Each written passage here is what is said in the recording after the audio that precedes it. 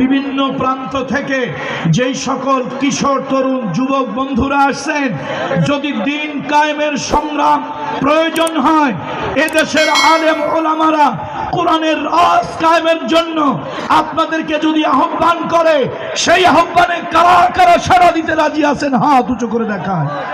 লিল্লাহে তাকবীর, লিল্লাহে তাকবীর। বন্ধুরা আমার এসেছে, আমরা স্বপ্ন দেখতেছি সালাউদ্দিন আইয়ুবী আমাদের ভিতরে আবার আসুক, তিতুমির আবার আসুক, হাজী শরিয়াতুল্লাহ আসুক, হাজী ইমদাদুল্লাহ মুহাজির মক্কি আসুক, শাহ ওলিউল্লাহ মুহাদ্দিস দেহলভী আবার আমাদের ভিতরে আসুক।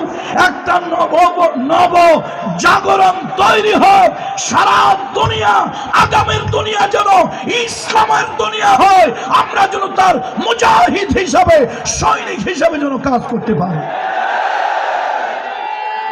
বন্ধুরা আমার, বন্ধুরা আমার, যদি আমাদেরকে ইসলাম বিজয়ী করতে হয়, তাহলে ভূমিকা যুবকদেরকে নিতে হবে। ভূমিকা কাদেরকে নিতে হবে? জোরে বলেন, ভূমিকা কাদেরকে নিতে হবে? যুব সমাজকে ভূমিকা নিতে হবে। আজকে এই জনসমুদ্রের দিকে তাকায় দেখেন, বুড়া মানুষ বেশি না জুয়ান মানুষ বেশি? যুবক মানুষেরা বেশি। আমাদের দরকার 2024 সালের 36 জুলাই, দ্যাট মিনস 5ই আগস্ট, জাতির প্রেক্ষাপট পরিবর্তন কারা করেছে? বুড়া মানুষ না যুবকেরা? দেখেন না, বড় বড় দল, বড় বড় দলগুলি তারা দীর্ঘদিন চেষ্টা করেও কিছু পারে নাই, শেষ পর্যন্ত এই গুড়া গুড়া ফোলাফাইন। কারা বলেন তো, কারা? এই গুড়া গুড়া ফোলাফাইন, এই গুড়া গুড়া ফোলাফাইন দিয়ে আল্লাহ তাআলা জাতিকে একটা বিজয় দিয়ে দিল। এখন এই বিজয়টাকে ইসলামের দিকে নিতে হবে। আমি জানি এদেশের বামপন্থী রামপন্থীরা, দেশের মুসলমানের ঘরে কিছু কুলাঙ্গার সন্তান আছে যারা অন্যান্য মতবাদ সহ্য করতে পারে, কিন্তু ইসলাম সহ্য করতে পারে না। এই মুসলমানের ঘরের কুলাঙ্গার গুলোর কারণে আজকে ইসলাম পৃথিবীতে বিজয় হতে পারছে না। ইসলাম প্রতিষ্ঠা হওয়ার জন্য অমুসলিমেরা বড় বাধা নয়।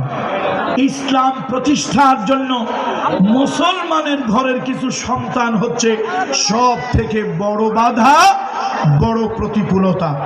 সুতরাং আজকে এই মাহফিল থেকে, আজকের এই মাহফিলে যেন শোডাউন না হয়, আজকের মাহফিল যেন শুধু শোডাউন না হয়, আজকের মাহফিল যেন একটা মেসেজ, একটা বার্তা নিয়ে যেন যার যার বাড়ি ফিরে যায়।